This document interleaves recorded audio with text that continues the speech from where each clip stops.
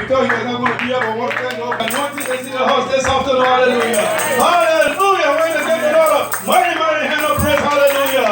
Hallelujah. Hallelujah. In Jesus' name. You may have your beautiful seat. Hallelujah. Hallelujah. Father, we thank you this hour, Lord, that you will use us to your glory. Father, we come hiding ourselves behind the cross. Everything in us that does not glorify you, we crucify afresh in the name of Jesus, Lord. And we pray today, Lord, my God, that Lord, you will be the interpreter of your word, Lord, my God. You will interpret your word. You will prepare the hearts of your people, Lord, my God, that your word will come and fall on fertile ground. We thank you, Lord, my God, because we know you gave us a word. We bless your name, we honor you. In Jesus' name.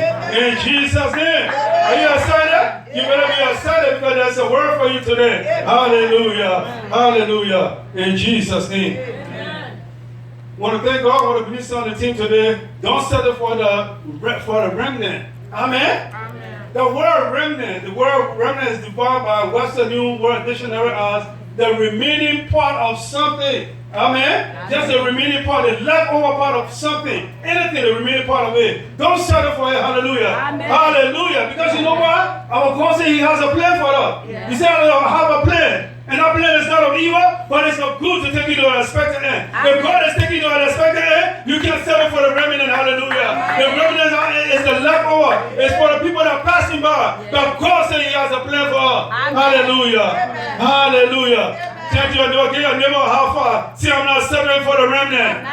Yes, sir. We are not settling for the remnant. We are too big. We are way too big for that. Hallelujah. Amen. Because God has a plan for us. Amen. In Jesus' name. Amen. Hallelujah. Amen.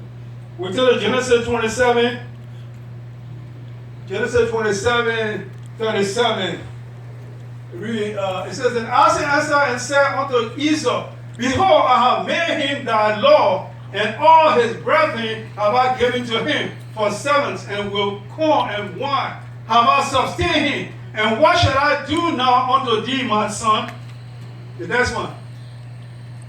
And Esau said unto his father, Hast thou but one blessing, my father? Bless me, even me also, O my father. And Esau lifted up his voice and wept. 39. And said unto him, Behold, thy dwelling shall be the fatness of the earth, and of the dew of the heaven from above. And 40 say, And by the sword shall thou live, and shall serve thy brother. And it shall come to pass, when thou shalt have dominion, that thou shalt break his yoke of thy neck. Hallelujah. Amen. Hallelujah. Amen. The Bible tells us about the twins, Esau and Jacob, that were born at a unique time. Their parents were expecting the both of them. Hallelujah. And both of them were born.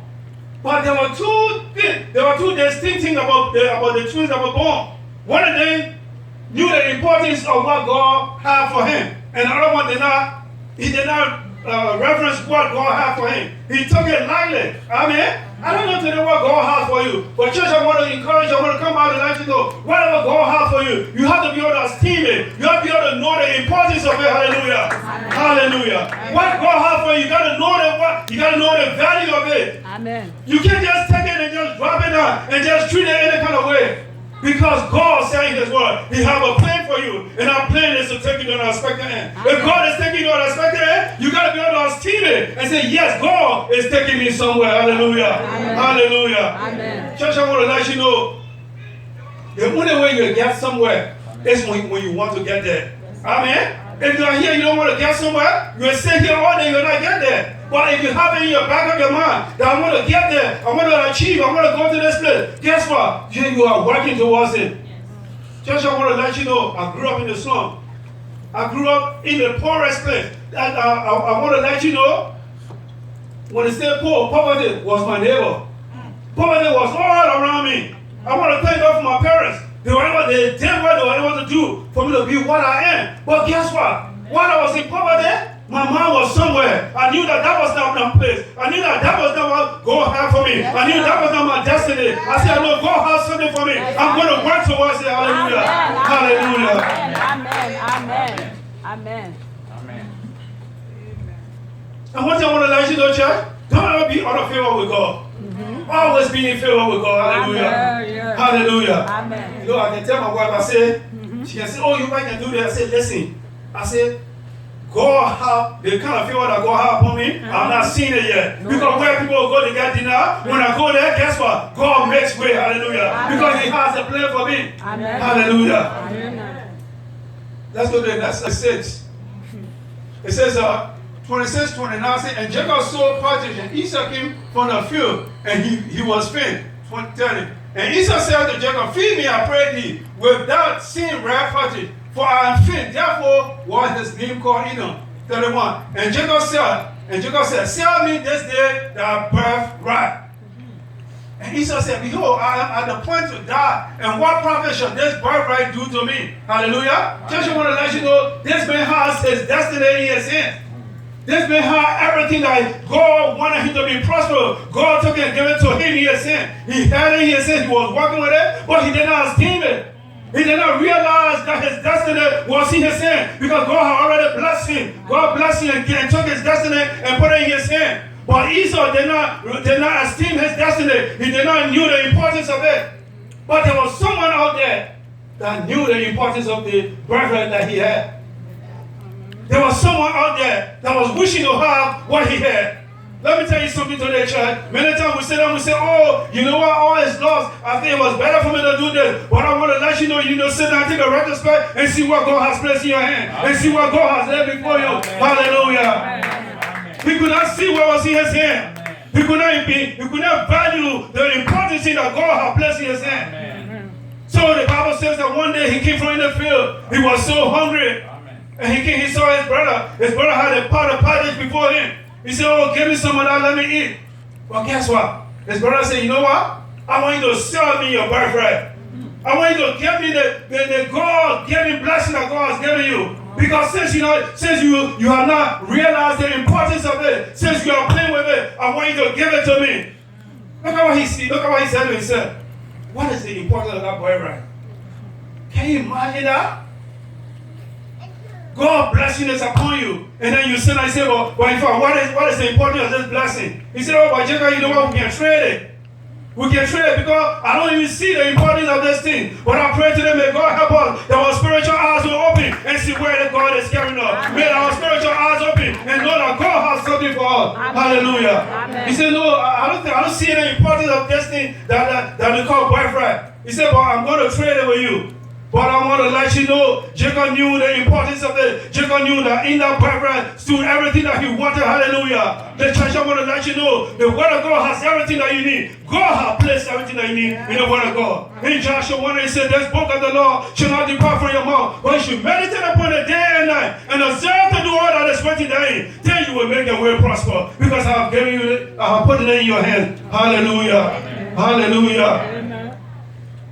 Church, I want to let you know, don't live your life in the yesterday. Live your life in the tomorrow also. You got to live your life in the tomorrow. You can't just say, oh, you know what? Yesterday was so good. Oh, yesterday I was at this place, it was so good. Let me tell you something. The yesterday is too heavy to bring in the future. Hallelujah. Amen. Because God already has the future prepared for you. Amen. You can't live your life in the future, in the yesterday. You can't continue to dwell on the yesterday. God is taking you somewhere, church. But the minute you take your eyes off the yesterday, then of course you will see a clearer picture of what God has for you. Hallelujah. Amen. Philippians 3. Okay, let's stay right there. Job. Okay, yeah, stay right there. Job 8:7 says, though the beginning was small, yet the latter end shall greatly increase. For in prayer I pray thee of former age, and prepare thyself the son of thy father. Church, I want to let you know, what you are going through is nothing to compare to what God has before you. Amen. Hallelujah. I want to let you know, the word of God says here, thou prepares a table before me in the presence of my enemy. Hallelujah. Church, I want to let you know, those things that you need, it is already prepared before you. Amen. So Job says, your latter end is greater than your beginning. Your beginning was just a small part. Hallelujah. Church, I don't know what you have passed through, but I want to let you know what you have passed through. God was just preparing you because He has a future laid out for you. Hallelujah. Somebody give the Lord Almighty a praise. Hallelujah.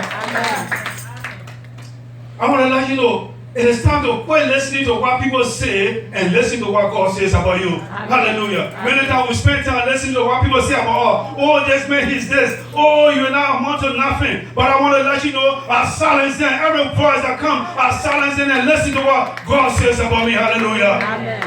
Because what they say about me, it does not matter. But what God says, that's what stands. Amen.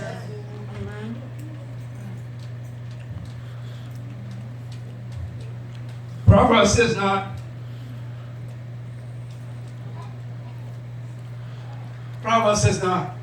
you know, they got people in the church. Let me tell you something. I'm not saying it's bad to pray. They got people in the church. You can close the door, they sit down, they pray all day, then they close the door, they say, yeah, God will do something. No, God ain't going to do that. Hallelujah. Amen. When you pray, you got to go to see where you are, where you want to go. Amen. You can't, it's praying is very good. It's good to pray, to ask God, say, God, I want this, I want that. But when you pray, you can't sit down and close the door and cover yourself with bed sheet. It says, how long will thou sleep, O slugger? When will thou arise out of thy sleep? Many of us, many church going people, they pray, but they are still sleeping. Hallelujah. I pray today that may that not be our portion. May that not be our portion. When we pray, let us go to put faith to work. Let us go to put some action into our work. And know that God has something for us. Amen. Hallelujah. Amen. Hallelujah. Amen. I didn't put this there. It's John 10:10. Jesus said, for the thief coming not but to steal, kill, and destroy. But I have come that he might have life and have it more abundantly. Church, if God has come for us to have abundant life, does abundant life mean that I should be sitting down? No. I got to look for that abundant life. That abundant life, He has already given it to me. I got to be able to see it. I got to be able to have the desire, wanting to be able to get to that abundant life, church. Hallelujah. Amen. Hallelujah. Amen. You know what? If you don't want to settle for the remnant, you can't stop dreaming. Because you know what? Dream has no expiration date. Dream has no expiration date. You can dream tomorrow. You can dream day after tomorrow. Guess what? It's a continuous process. And you know what? When you dream, then you have vision. If you don't want to settle for the remnant, you have to have vision. You just sit down, you just plain blank, close your ear, everything. You sit down and say, oh yeah, God said with this. No, it will not work that way. You got to see the vision. Amen? Amen. You got to start. You got to stop. You got to be able to put strength in yourself. David said, I will look up to the hill from whence cometh my help. I will not just sit down here. I will not just sit myself. I will just continue here. But I will look up to the hill because my help comes from the Lord who makes the heaven and the earth. Amen. Hallelujah. Amen. Amen. We serve a big God, church. Yes. We got to be able to understand the riches of His glory and the inheritance of the saints. We have inheritance. God has riches on His earth. If my Father has riches on His earth, can I settle for the remnant? No, God forbid. I can't settle for the remnant.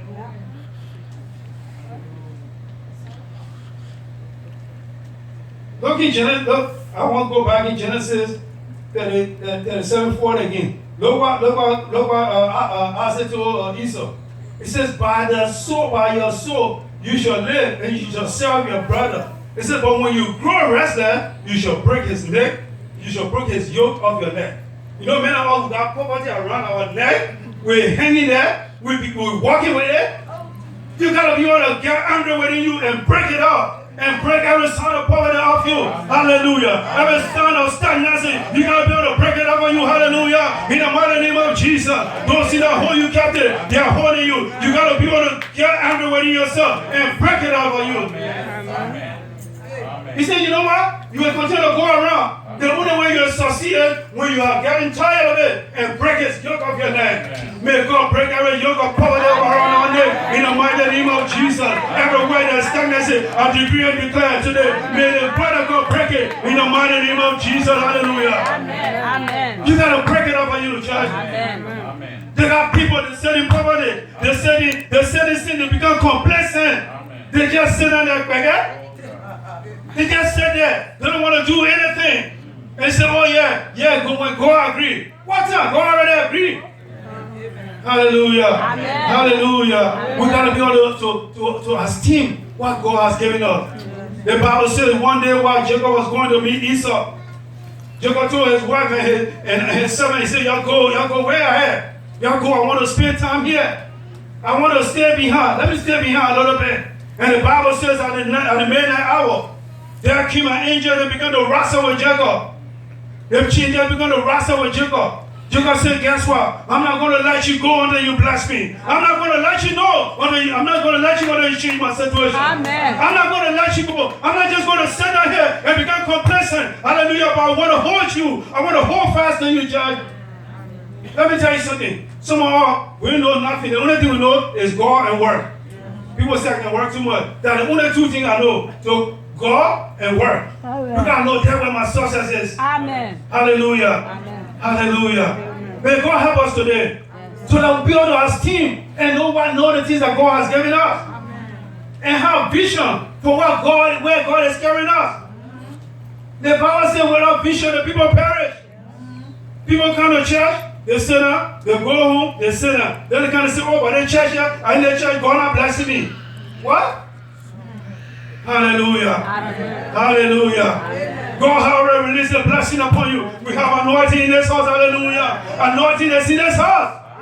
Hallelujah. Church, I want to let you know when we get places, people can see the anointing of God upon our life. Amen. Because there's anointing in this house. Hallelujah. Amen. Hallelujah. Amen. We want to walk in the fullness. The abundant life that God has given. He wants us to be able to walk in it. First of all, we got to be able to walk in it spiritually. Amen. We got to be able to walk in it spiritually. And then the physical manifestation will take place. Amen. We're reading today in Sunday school. We read Ecclesiastes 9:10. It's the word of God says, whatsoever your hand findeth to do it with all your might, with all your power, everything that lies within you, do it to the best of your ability. Hallelujah. Some of God has called us here to be able to do something, but we come, we sit down and say, oh yeah, when God agreed. What time God will agree? He already agreed. Hallelujah. In Jesus' name. Amen. Let's keep dreaming, church. Let's keep dreaming. Let's keep dreaming always. Let's not let our dream die. Let's keep dreaming. Let's know that there is more ahead of us than what is behind us. So now we dwell on the path. We say, oh yes, when I'm in Labrador, I had car, I had this, I had that. Let me tell you something. There is greater things ahead of you than that is behind you. Amen? Amen. God have already prepared you. God wants you to take that bold step of faith and continue to go. Paul said, oh, I can do all things through Christ who strengthens me. If man did this thing, guess what? I can do it. I can even do it better than that person. Hallelujah. Amen. But we reach a point we say, oh, you know what? I gave up. You go anywhere for something. When they say, you know what? Okay, you apply for a job somewhere, you go there and they say, this position is not available, but this is the one available. Say, oh yeah, man, I'll just take it. Don't settle for the remnant, church. The remnant is not your portion. Don't settle for it. Hallelujah. Amen. You say, only this one here. Say, okay, but now I see you. When you get ready for me, call me, I will come back. Hallelujah. Amen. You got to have that faith in God. And know that God is able. Everything that God said concerning you, church, I want to let you know it will come to pass. He said, though heaven and earth will pass away, not one jot of my word will pass away.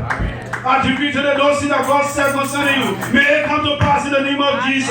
Those things that God said concerning our children's children, may it come to pass in the name of Jesus. God said He will bless us even to our fourth generation. I decree and declare, may it come to pass in the name of Jesus. Hallelujah. God said He will bless us in the field. He will bless us when we go out. Hallelujah. Don't settle for the remnant. Hallelujah. Hallelujah.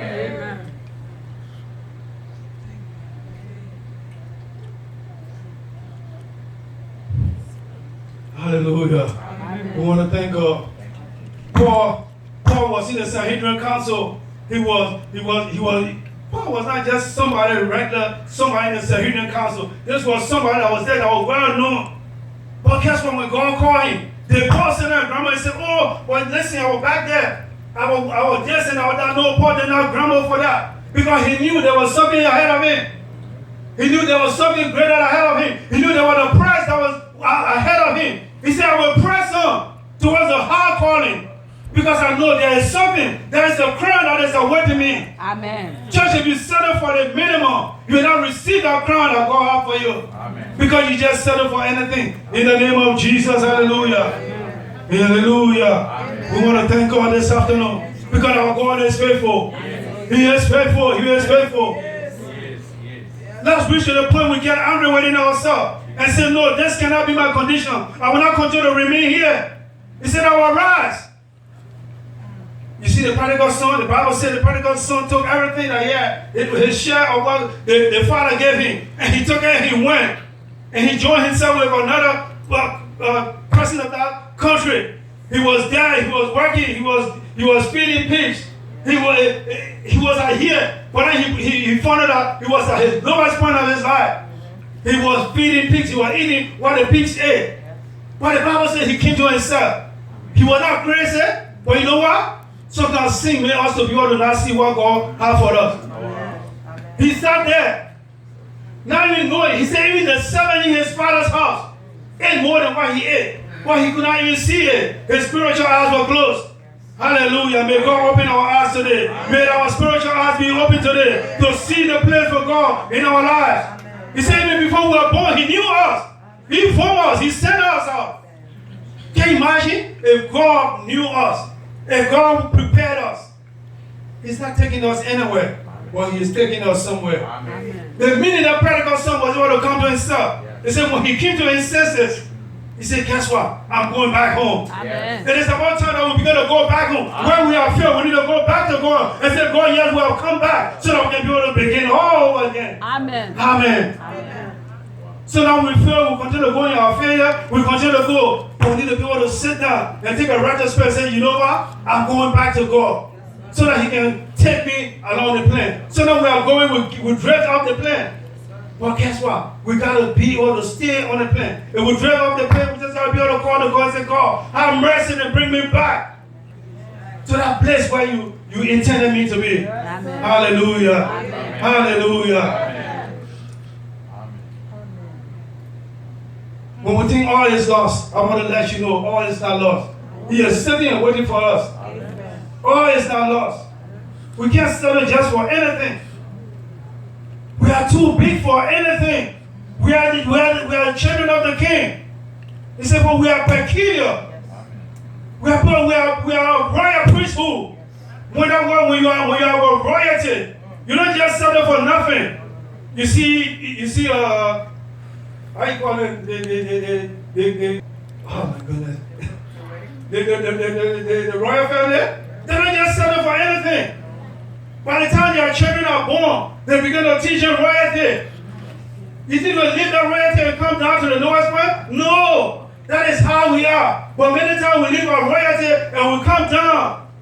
But we can't do that. The minute those children are born, they begin to grow up. There are people teaching them to become royalty, how to walk. They can't just walk any kind of way. No. They can't just say any kind of thing. Eh? No. When they're walking, I like the women when they're walking, they're crossing their legs. You gotta be able to walk as a king's son. Amen. Amen. Don't settle for the remnant. If there's anything that is holding you today, I stand and decree by the word of God, may that thing break and fall out in the mighty name of Jesus. Amen. Break it up. Break it up and walk free. Hallelujah. Amen. Hallelujah. God has prepared something for you. And He wants you to be able to eat, to have the fullness thereof. It says, if you are willing and obedient, then you will eat the good of the land. Amen. Amen. When you get off track, then you are not obedient. If you get off track, you need to be able to pray and come back on track so that you will be able to eat the good of the land. God bless you.